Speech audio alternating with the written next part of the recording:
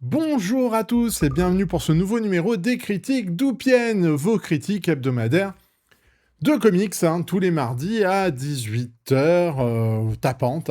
Pour l'instant, on a toujours respecté les délais. Voilà, donc ce sera encore le cas cette fois-ci.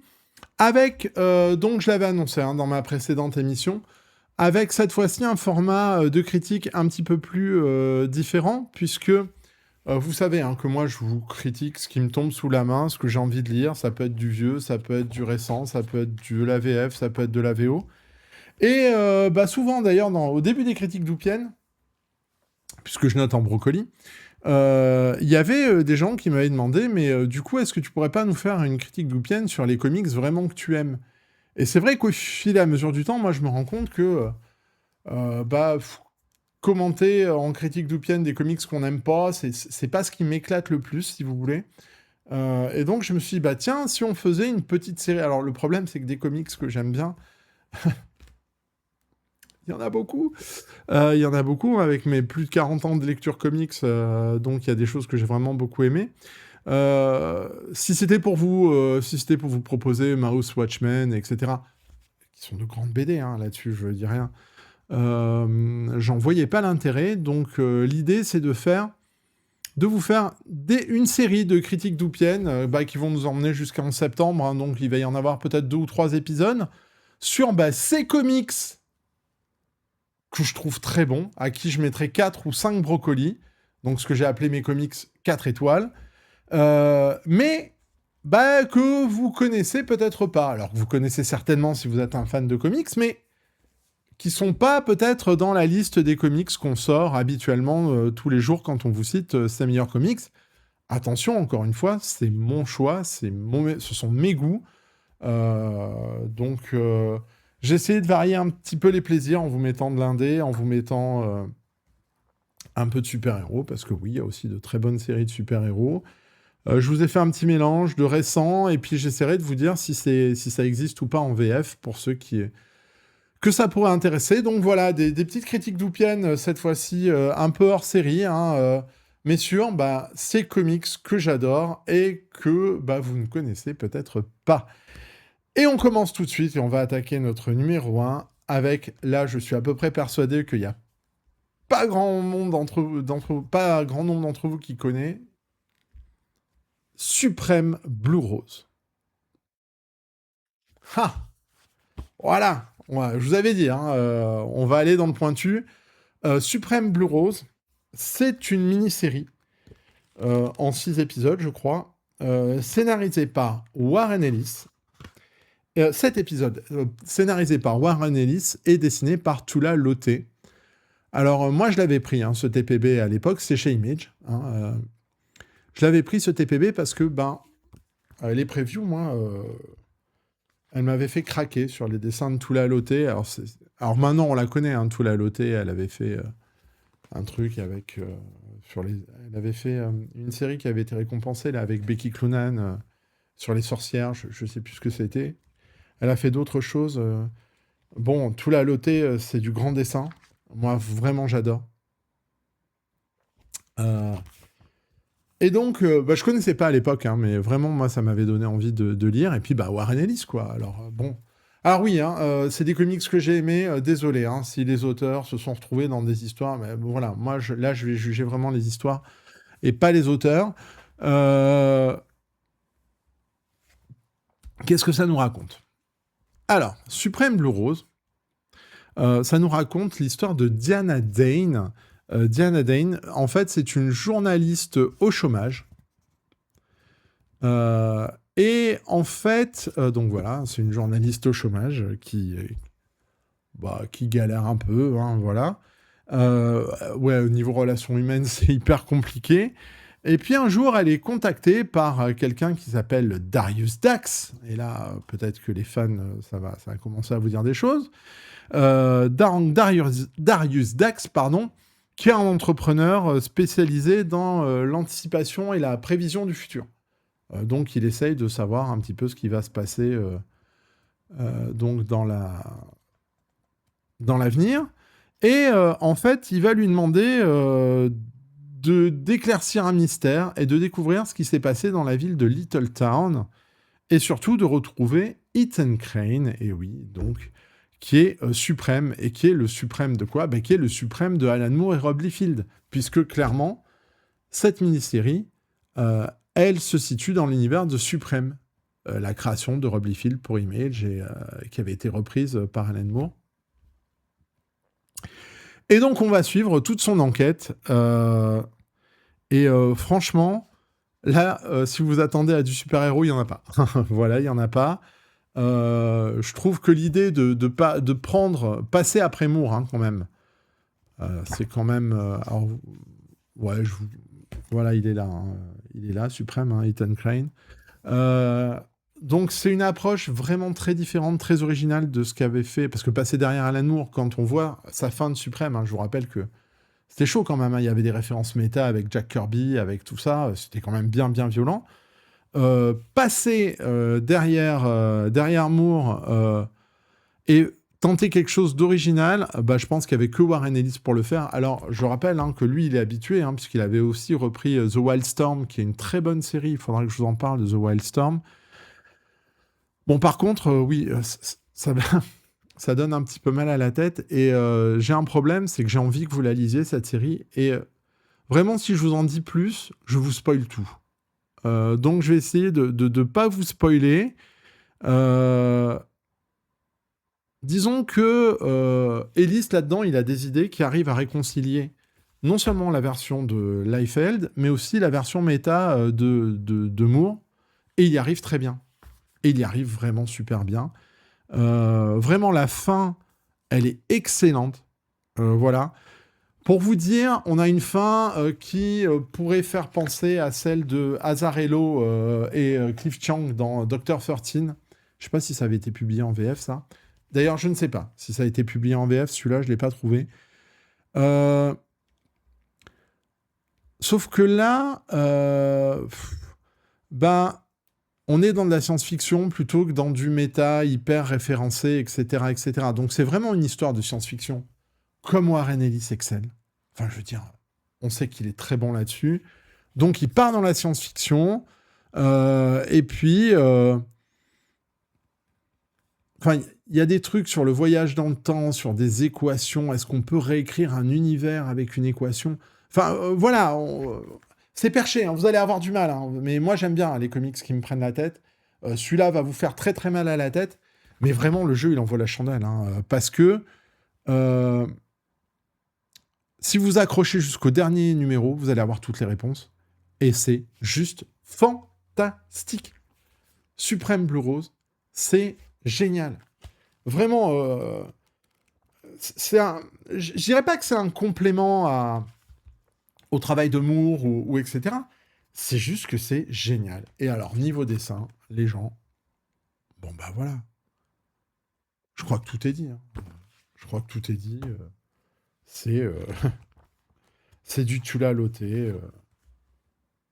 Version, je crois qu'elle date de 2015, la série. Ouais, 2015. Ouais, 2015. Vous voyez, souvent j'ai tendance à me plaindre des couleurs flashy dans tous les trucs, Absolute, Green Lantern, DC Chaos, tout ça. Précédente critique d'Oupienne, je me plaignais des couleurs. Là, les couleurs, c'est Tula Loté qui les fait. Là aussi, ça déborde un petit peu de partout. Mais qu'est-ce que c'est chouette, quoi. Qu'est-ce que c'est chouette. Ça a une signification de dingue. C'est vraiment beau, quoi.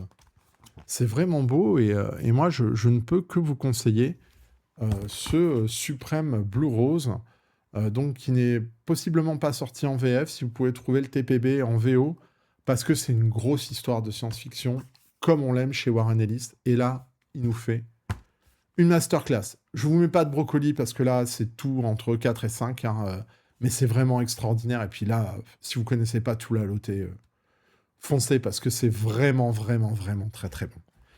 Allez, on enchaîne avec alors un récit qui est publié dans une Superman Chronicles du mois dernier. Je sais pas quelle année c'est. Donc celui-là, vous pouvez l'avoir très vite, même si ce récit n'est qu'une partie hein, du Chronicle. Et c'est Lex Luthor, la biographie officieuse. Et ouais, et moi j'ai encore gardé mon édition USA pour vous dire à quel point j'ai adoré cette série. Vous voyez, avec la couverture qui se craquelle. On y est, hein, c'est vraiment les éditions USA, c'est chouette. Je l'ai gardé. Alors, qu'est-ce que ça nous raconte? Eh bien, en fait, l'intrigue commence, je vais vous le dire, dans un chalet en montagne, où vous avez Lex Luthor avec une prostituée, voilà, la prostituée ramène à Lex Luthor une cassette vidéo qui est tirée des enregistrements de la police. Et en fait, qu'est-ce que ça nous raconte? C'est l'interrogatoire de Clark Kent qui est accusé du meurtre d'un journaliste. Et donc, les deux policiers vont essayer de lui tirer les vers du nez et puis d'accuser donc Clark Kent de meurtre. Voilà, regardez les cases du bas là. Voilà, Clark Kent est accusé de meurtre. Clark Kent m'a tué, voilà. Sauf qu'à ce moment-là, Clark Kent, il était en train d'être Superman et de, je sais pas quoi, sauver le monde ou je ne sais quoi. Donc il peut pas, il a pas d'alibi.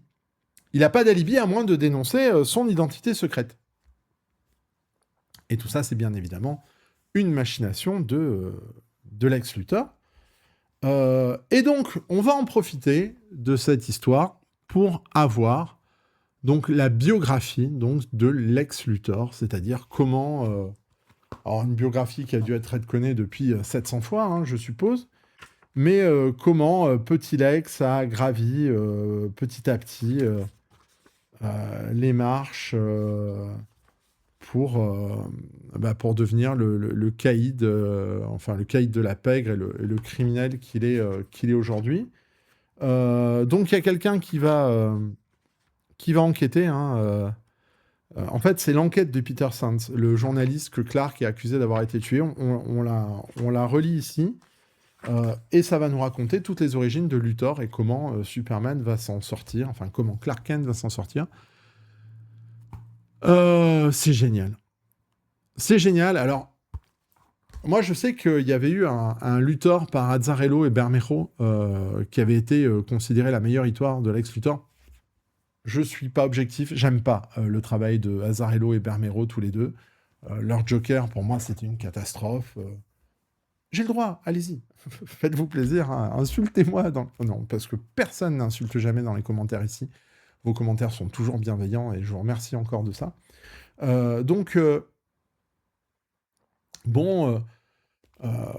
Là, c'est l'histoire définitive de Lex Luthor. Moi, ce que j'adore, on va en reparler de toute façon dans les prochaines critiques toupiennes, c'est ces comics qui ont l'air d'être de super-héros. Alors, c'est signé Eduardo Barreto et James D. Hudnall. Alors, James D. Hudnall, les vieux lecteurs de Strange savent que c'est lui qui avait repris la division Alpha après le départ de Bill Mantlo. Il y avait les dessins de Jim Calimi. Moi, je peux défendre cette période. Là aussi, faites-vous plaisir. Je peux défendre les Alpha Fight de Hudnall et Calimi. Surtout qu'à un moment, il pouvait pousser des histoires assez loin, Hudnall. Et là, il nous livre un truc, mais de dingue, avec une... Alors, c'est Stéphane Le Troedec, le créateur de Top Comics, qui m'a dit que la couverture reprenait celle de Trump, The Art of the Deal. Donc, il y a un parallèle. Alors, même si ça date des années 80, largement des années 80, ça doit dater de 89, voilà. Donc, Trump n'avait pas les polémiques qu'il avait à l'époque, mais c'était quand même un milliardaire riche. Et c'est assez rigolo de la part d'Eduardo Barreto et de James D. Hudnall d'avoir repris cette couverture. Donc, de fait, c'est plutôt... alors, la couverture, elle est signée Eric Peterson, pour ceux qui douteraient. Qu'est-ce que je peux vous dire? C'est une histoire de 40 pages. Eduardo Barreto, c'est un dessinateur qui n'est pas très connu en France parce que toutes les séries sur lesquelles il a œuvré se sont arrêtées puisqu'il est arrivé après la fin de Crisis et Reddit. Du coup, vous n'avez pas connu ces Teen Titans. Son Gotham by Gaslight qui a été réédité, la suite de Mignola, je pense que c'était Barreto. Là, il fournit un travail de dingue. C'est juste exactement le style qu'il faut pour cette histoire qui est très sombre. Moi, à l'époque, ça m'avait... À 89, j'étais petit. Ça m'avait vraiment, vraiment choqué. J'avais trouvé ça génial de faire une histoire de Superman sans Superman. Et ouais, c'est chouette ça aussi. Pour moi, c'était assez nouveau. À la relecture, ça pète, hein. Ça, encore une fois, là, c'est vraiment grand parce qu'on s'y attend pas. On s'attend pas à un scénario aussi riche, aussi profond, aussi violent, euh, et accompagné par des dessins de dingue. Vraiment, c'est un bijou. Ce truc-là est un bijou. Euh, donc, bah, il faut y aller, hein. Il faut y aller. Euh, moi, c'est encore très, très audacieux, je trouve. Franchement, ça me met plus mal à l'aise que n'importe quel truc de Azzarello et Bermero, hein. Vraiment. Et c'est ça que j'aime bien. C'est-à-dire qu'au détour de cases qui sont pas malaisantes, on a l'impression que c'est du comics classique, bah vous avez quelques événements qui vous rendent très mal à l'aise. Et vraiment, ça fait de ce Lex Luthor un méchant d'exception. Une histoire très originale à replacer dans le contexte de l'époque. À un moment, des histoires de Superman sans Superman, ça a été fait des centaines de fois. Mais en tout cas, ça, c'est un bijou. Et en plus, ça a été réédité le mois dernier chez Urban avec les Superman Chronicles. Jetez-vous dessus si vous êtes fan de Superman. Voilà. Là, vous avez concrètement ces critiques d'Oupienne, là, sur cette émission. C'est vous montrer, moi, ce que j'aime. Là, vous êtes typiquement dans ce que j'aime. C'est-à-dire du super-héros de base. On prend du Superman. Et qu'est-ce qu'on vous fait? On vous fait une histoire adulte qui prend pas les lecteurs pour des imbéciles, qui fait pas du fan service parce qu'il n'y a pas de Superman dedans, et qui vous raconte un truc dur, honnête, et vraiment qui vaut bah, toutes les recommandations que je peux vous donner sur cette BD-là. Donc, Lex Luthor, la biographie officieuse, Eduardo Barreto, James D. Hudnall, foncez. Foncez, achetez le Superman Chronicles. En plus, les autres épisodes sont très très bons aussi. Vraiment, c'est très très très très très très bon. Allez, on continue. Ah ben, vous voyez, là, pour le coup, on vous sort vraiment du pointu. Vous voulez du pointu? Moi, je vous sors du pointu. Et je vous sors Signal to Noise. Alors, qu'est-ce que c'est que Signal to Noise? Donc, vous voyez tout de suite, Neil Gaiman, Dave McKean. Pré-Sandman? Je sais plus. 89. Donc, on est au début, hein. On est un petit peu au début de la carrière de Gaiman. Pareil, je veux pas rentrer dans les polémiques. Là, vraiment, je parle de l'œuvre. Désolé, hein, après, c'est dur, hein. On a fait des débats sur superpouvoir.com, sur Gaiman, tout ça. Je suis très, très mal à l'aise, hein. Voilà, je tiens pas ni à défendre, ni à attaquer. De toute façon, moi, j'en sais rien. Voilà, il y a vraisemblablement beaucoup de victimes. Là, je vous conseille l'œuvre en tant que telle. Signal to Noise. Ça nous raconte quoi? Bah, ça nous raconte l'histoire d'un réalisateur qui est condamné parce que bah, il va mourir et il lui reste quelques jours à vivre. Et donc, qu'est-ce qu'il va faire? Il va créer dans sa tête le film qu'il aurait voulu réaliser et qu'il n'a jamais pu faire. Un film sur l'apocalypse en l'an 1000. Voilà. Et vous allez voir, enfin, quand vous allez le lire, que les deux histoires entre ce réalisateur et son film, son scénario imaginé, elles vont à la fin s'entremêler. Et voilà, et ça va être difficile de dire plus, puisque tout va se passer en fait dans la tête du réalisateur. Il y a quelques scènes qui se passent en dehors pour contextualiser un petit peu ce qui se passe, mais globalement, c'est ça. En fait, c'est un comic sur les sentiments. C'est un comic sur la mort. C'est un comic sur ce qui se passe dans la tête des gens quand ils savent qu'ils vont mourir. Donc, de fait, c'est pas un bouquin que vous allez pouvoir analyser, c'est un bouquin que vous allez pouvoir ressentir. Et moi, quand je l'ai lu, waouh, la claque que ça m'a mis. Ça m'a mis une claque, mais monstrueuse, ce Signal to Noise, qui est certainement mon œuvre préférée du tandem Gaiman et McKean.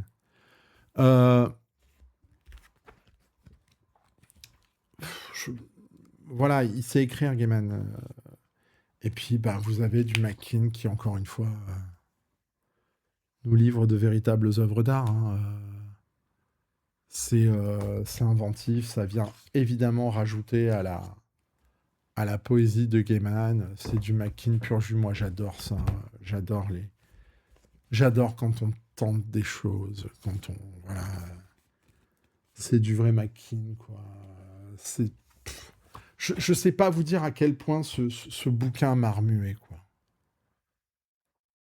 voilà, ce bouquin, c'est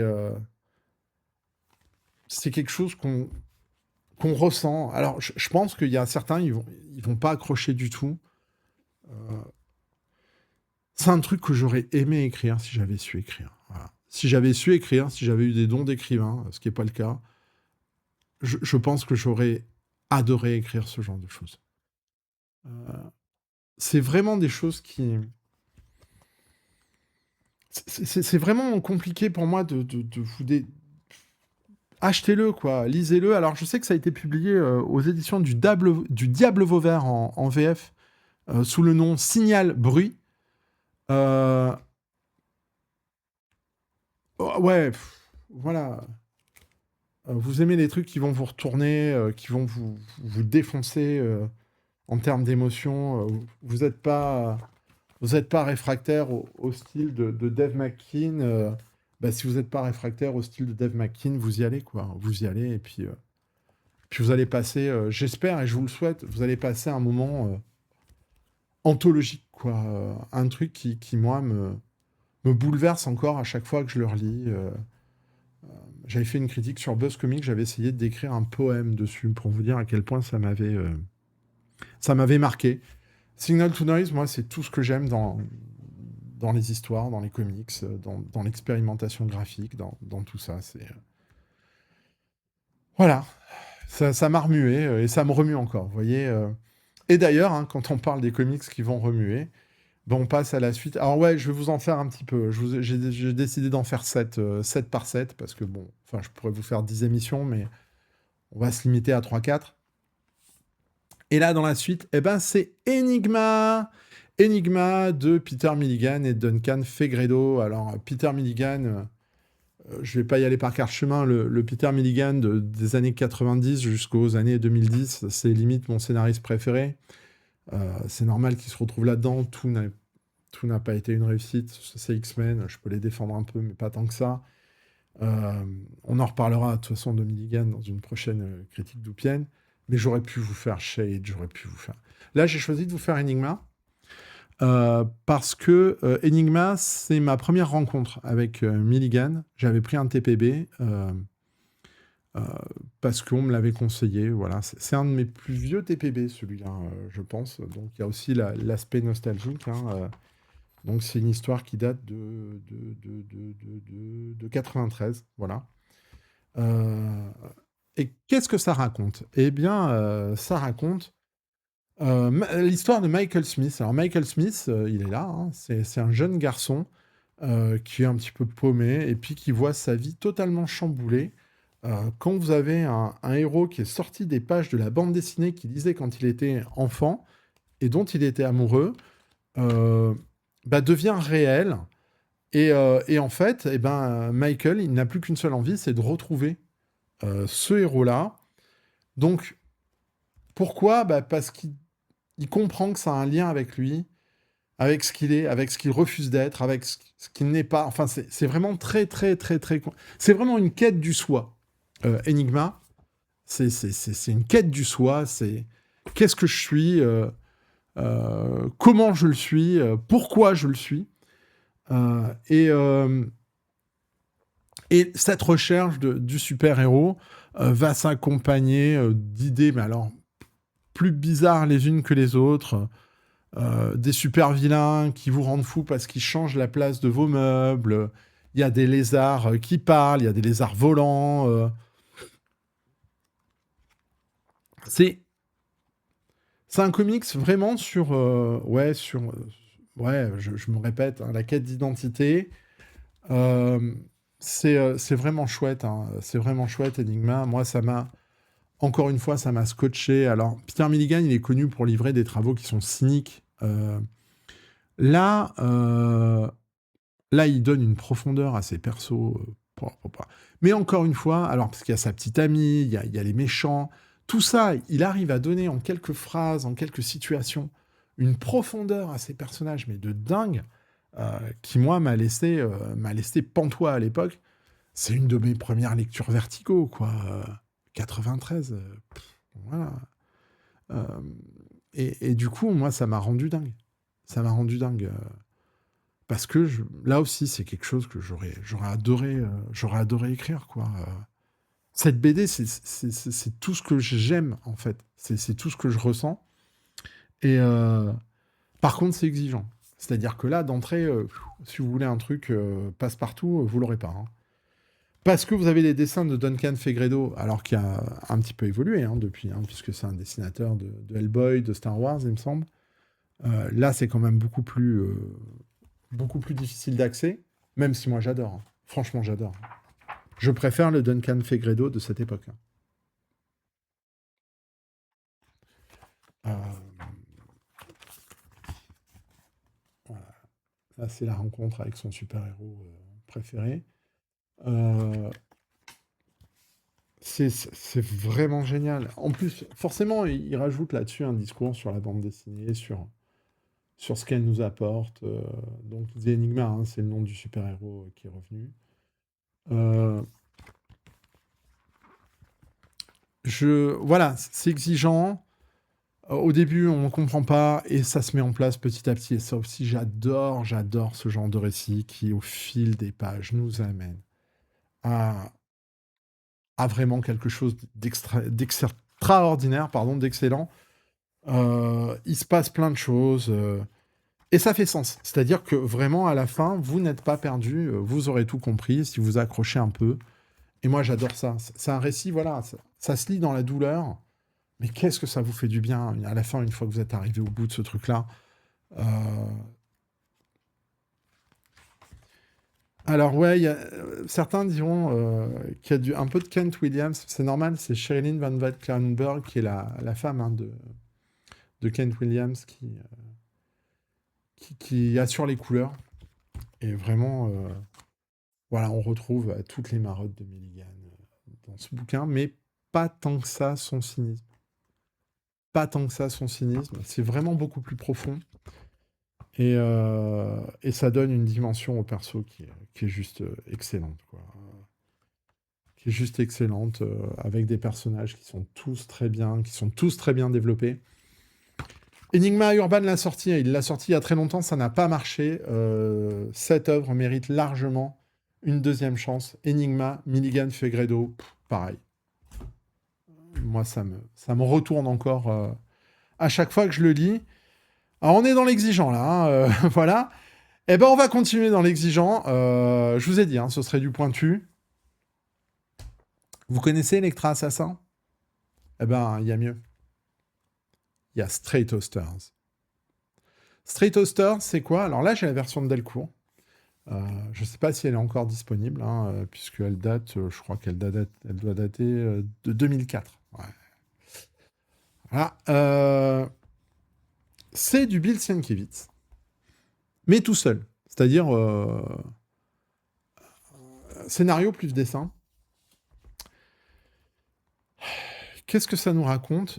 Ça nous raconte l'histoire d'un tueur en série qui a une tête de grippin. Ça raconte l'histoire d'une mère qui scarifie ses enfants, de policiers fous, alcooliques, qui parlent avec des éléphants roses. Ça vous parle aussi du diable, d'un petit garçon électrique, d'un docteur démembré et d'un procureur sadomaso. Je ne peux pas vous faire de résumé de cette histoire. D'ailleurs, ils en font pas, Delcourt. Ils mettent juste des extraits de... Voilà, vous pouvez faire un arrêt sur image si vous voulez. Tout le bouquin est comme ça. Dans, évidemment, le style de Sienkiewicz, le style qu'il avait sur Electra Assassin. Donc autant vous dire que là aussi, va falloir s'accrocher un peu. Parce que c'est hyper onirique. C'est pas très linéaire, encore une fois. On comprend rien. Pendant la moitié du bouquin, vous comprenez rien. Vous comprenez rien. Ça y est, j'en perds mon français, moi. Vous ne comprenez... voilà, on comprend pas ce qui se passe. On se dit, mais il se fout de nous. Il se fout de nous. Qu'est-ce qu'il nous raconte là-dedans? Qu'est-ce que c'est que ces histoires? Ça n'a pas de sens. Ça n'a pas de machin. Alors évidemment, en plus, vous avez les pensées de certains personnages qui se greffent sur des cases vécues par d'autres. Enfin, vous voyez, donc là, vraiment, faut être concentré hein, quand vous lisez Straight Oysters. Euh, il faut l'admettre. Faut admettre les idées. Faut admettre les idées dès le départ. Mais, et c'est encore une fois un peu comme Enigma, c'est pas une histoire qui est totalement fermée. Parce que l'histoire, en fait, plus vous allez avancer, plus elle tient debout, et à la fin, on comprend. C'est expliqué. C'est expliqué. Bon, faut admettre quand même des trucs, hein, mais clairement, il y a l'intrigue est pas si obscure que ça si on s'accroche jusqu'à la fin. Qu'est-ce que je peux vous dire? Moi, je l'avais acheté longtemps après Electra hein, pour Sienkiewicz, parce que moi, j'adore le style de ce dessinateur. Et c'est en lisant Straight Oysters que je me suis dit qu'en fait, le Electra de Frank Miller, Frank Miller, il a quasiment rien à voir avec Electra, et c'est plus une œuvre de Bill Sienkiewicz que de Frank Miller, en fait, du coup.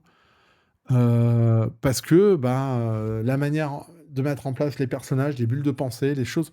Et franchement, c'est un excellent scénariste, Sienkiewicz. C'est peut-être un des seuls trucs qu'il a scénarisé.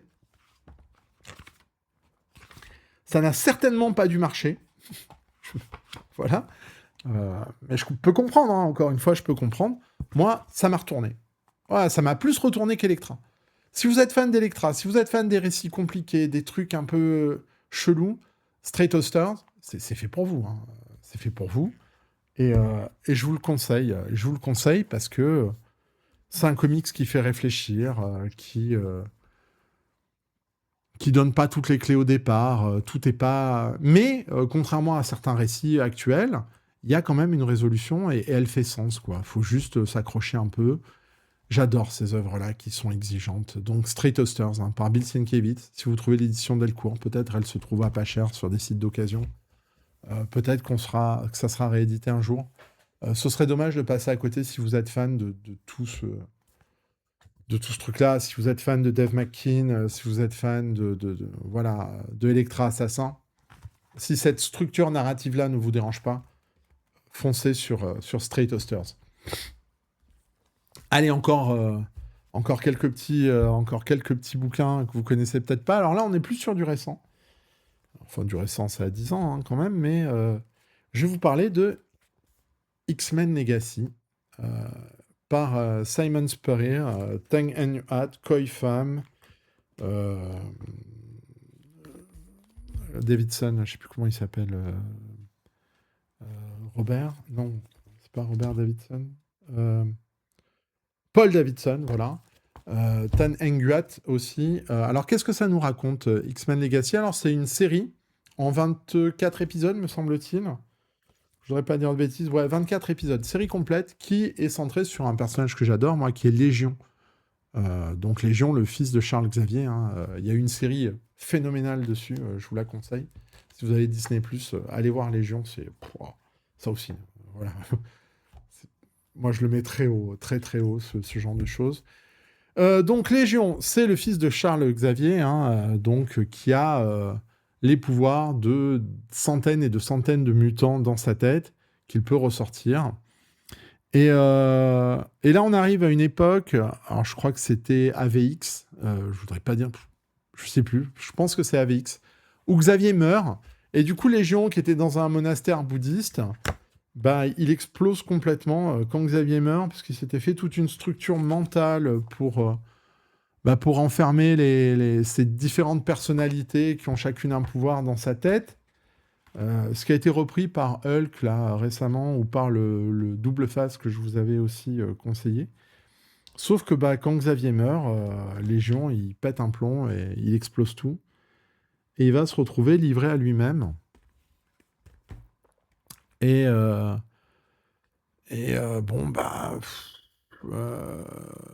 se retrouve tout seul.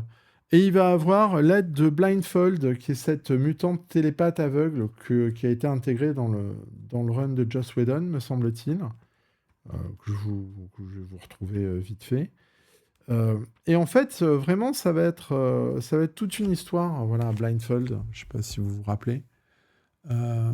Et ça va être toute une histoire centrée sur sa relation, la relation entre David donc et ce personnage, parce que c'est une jolie histoire d'amour aussi, et moi j'aime bien ça, les histoires d'amour. Euh,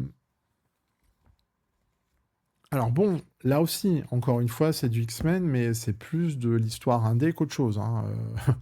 Voilà, il y a pas de grosses... Enfin si, il y a des bastons, hein, mais il y a pas non plus de...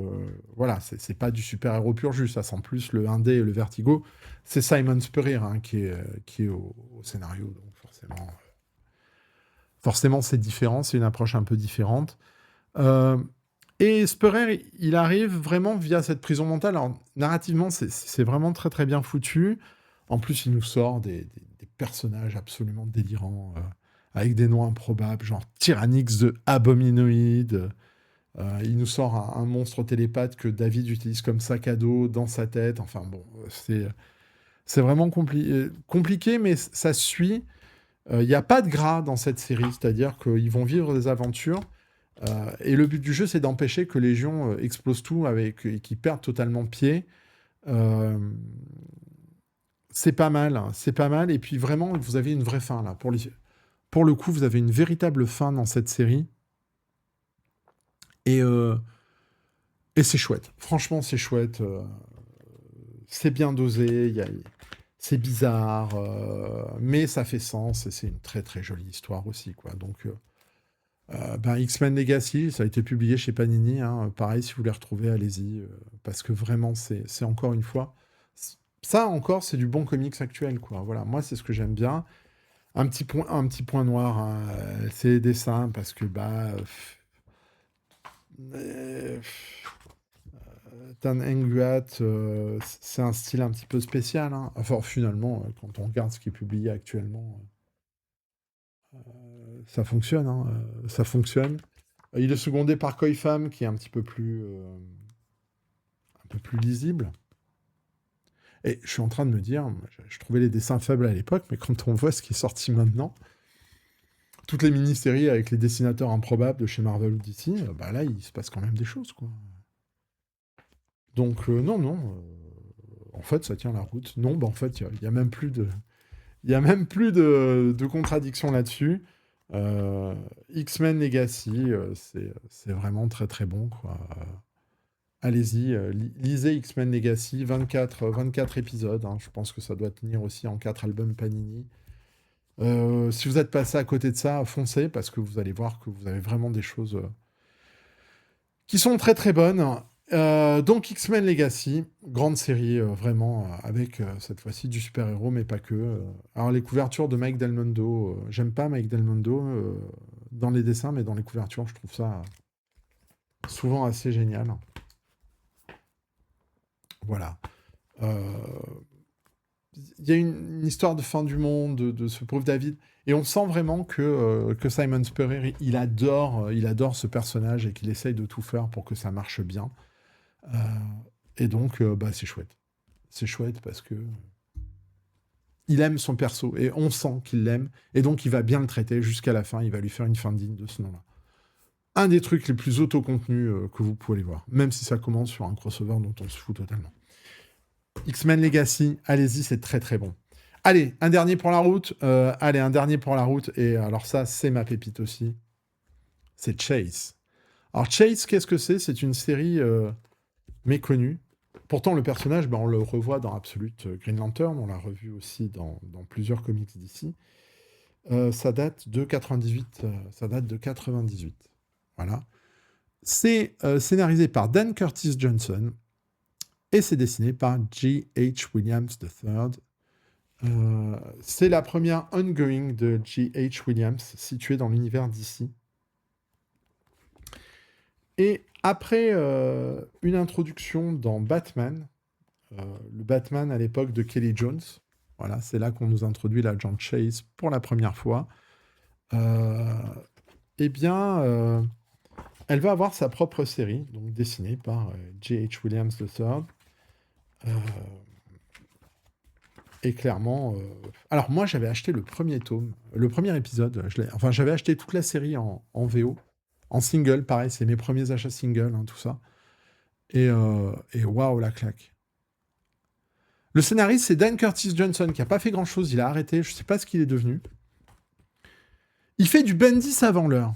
C'est pour ça que j'ai toujours eu du mal avec Bendis, parce que il nous sort un personnage de femme forte, un peu désabusée, un peu badass. Elle fume, elle s'entend pas avec son copain, elle déteste les super-héros. Alors elle fait partie... Alors ce qui est terrible, c'est qu'il a mis en place, Dan Curtis Johnson, un nombre de trucs incroyables qui sont encore utilisés. Le DO, le Department of Extranormal Operations, vous savez, cette organisation d'ici qui s'occupe des super-héros. Je crois qu'on le voit dans la série Supergirl. Ça a été créé là-dedans. L'agent Chase, c'est elle. Vraiment, c'est un truc fondateur du DC actuel. C'est criminel de ne pas avoir publié ça, Urban. C'est criminel, parce qu'en plus, c'est du J.H. Williams, donc les gens vont y aller. Donc ça nous raconte cette histoire de l'agent Chase qui déteste les super-héros, elle déteste les gens qui ont des super-pouvoirs, et elle va donc essayer de les fliquer, hein, voilà, d'aller voir ce qui se passe pas bien. Manque de bol, l'agent Chase, je vous spoil rien, c'est le début, elle a des pouvoirs. Et donc, c'est difficile pour elle, elle va essayer de les cacher. Vous avez Amanda Waller, enfin, je veux dire, c'est...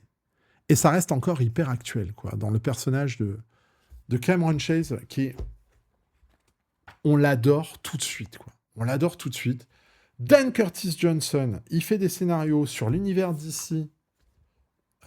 Alors, c'est les dessins de J.H. Williams, qu'est-ce que vous voulez que je vous dise ? C'est les débuts. Et dès les débuts, c'était déjà très bon, quoi. Vous imaginez le niveau du mec, quoi. Première série régulière, il nous sort des trucs comme ça, quoi. Évidemment, encore une fois, avec un peu de changement de style. Enfin, des mises en page de dingue. Voilà, vous aimez J.H. Williams sur Prometheus, sur Batman, foncez sur Chase, quoi. En plus, des fois, il est remplacé par des gens. Eric Caneté, c'est quand même pas n'importe qui. Il me semble qu'il y a aussi du... comment il s'appelle du Charlie Adlard. Donc, ça va, on est bien, quoi. On est bien, même si J.H. Williams, il fait la quasi-totalité des épisodes.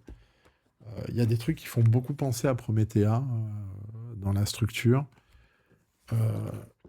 C'est très lié à l'univers d'ici de l'époque, mais on comprend tout. Et je sais pas quoi vous dire. Chase, c'est... Dan Curtis Johnson, je comprends pas. Bah, il a peut-être fait autre chose parce que ça l'intéressait pas, mais c'est une des meilleures séries des années, de ces années-là, quoi. Du début des années 2000. D'ailleurs, le personnage est encore réutilisé alors que personne ne le connaît, quoi. Parce que c'est le véritable banger, il est là, quoi. Le pire, ce qui est pénible, c'est que du coup, la série s'arrête au numéro 9. Forcément, ça n'a pas marché. Alors qu'on sentait qu'il y avait vraiment des trucs à long terme. Bon, c'est dommage. Ça peut faire penser, il y a tout un truc sur les super-héros vintage. Qu'est-ce que je peux vous dire pour vous convaincre de l'acheter, celle-là C'est génial, c'est génial. Vous aimez Starman, vous aimez le Daredevil de Bendis, vous aimez les personnages forts de Greg Rucka, tout est là, c'est la Bible. C'est la Bible. Tout est emprunté à tout ce qu'ont fait ces gens-là. Ils sortent de Chase, emprunté ou pas, enfin, je ne veux pas dire, mais vraiment, c'est incroyable. Cette série est incroyable. Sortie dans un gros TPB, Urban, allez-y, vous voulez faire un truc, un paperback, là. Vous l'avez, votre paperback. J.H. Williams, je vois pas pourquoi ça vendrait pas. Ah oui, il y a le Superman bleu, le Superman électrique, mais vous avez des trucs de fou, quoi. Franchement, allez-y. Hein. Les lecteurs VO, allez-y, chopez le TPB si vous le pouvez. C'est extraordinaire, Chase. J'avais vraiment envie de finir là-dessus. Ça, c'est vraiment un de mes coups de cœur. Et ça m'avait fait plaisir, parce que moi, bon, je lisais des comics, je lisais des Strange, des trucs comme ça. Le premier épisode de Chase en VO, le premier single, j'avais remarqué tout de suite que ça allait devenir quelque chose d'énorme. Hein. Moi, j'ai eu de la chance dans ma vie, parce que Quand j'ai essayé de lire des séries en single, les premiers trucs sur lesquels je suis tombé, en dehors des trucs que je connaissais déjà, les X-Men, des trucs comme ça, c'était Chase numéro 1 et Starman numéro 1. C'est aussi bon que Starman, hein. C'est aussi bon que Starman. Le problème, c'est que ça n'a pas eu le temps d'aller jusqu'au bout. Il y a un numéro 1 million aussi. On est à cette époque-là, hein. Et franchement, mais vous voulez voir le Batman par J.H. Williams? Bah, il est là, quoi. Non, vraiment une héroïne géniale, une histoire vraiment avec beaucoup de science-fiction, beaucoup de technologie. Ça tient la route, c'est un univers qui est bien décrit. Ça a des idées, des tonnes d'idées par page. Il y a en plus une relation avec le rétro qui se fait, avec des vieux persos qui n'existaient pas. Chase, c'est énormissime. Voilà. Donc ça, c'est aussi tout ce que j'aime dans les BD de super-héros. Écoutez, c'est tout pour cette semaine, hein, et c'est déjà pas mal, hein, je crois que j'en ai fait 7 là. Donc je vous donne rendez-vous, merci d'être resté jusqu'au bout. N'hésitez pas à commenter, n'hésitez pas à vous dire si certaines séries vous intéressent, si vous les avez lues, si elles vous ont marqué ou pas, hein. Vous pouvez tout à fait trouver que bah, je m'emballe pour rien. En tout cas, moi, ça me fera plaisir d'en discuter avec vous. J'espère que ce petit format là vous aura intéressé, hein. Je vous dis, on va le garder pendant 2-3 émissions pour aller jusqu'en septembre. Vous voyez que j'ai vraiment fait l'effort de vous proposer des séries qui sont pas hyper connues, hein, d'entre vous. J'espère vous avoir fait découvrir des choses et vous avoir donné envie de lire toutes ces séries-là, parce que vraiment, ça en vaut le coup, croyez-moi. Euh, Et puis, ben, c'est le but, hein. Donc, n'hésitez pas à commenter, à partager, à liker, à dire que... à le conseiller autour de vous, hein. C'est toujours bien. J'espère que ça va marcher, ce petit format qui n'est pas dans l'actu, mais qui vous donne, qui, j'espère, vous aura donné envie de lire ces bouquins que moi j'adore, mais que vous ne connaissez peut-être pas. Allez, rendez-vous à la semaine prochaine, 18h pour la deuxième partie. En attendant, lisez des comics, partagez votre passion et surtout, prenez soin de vous. Allez, à la semaine prochaine, 18h, mardi.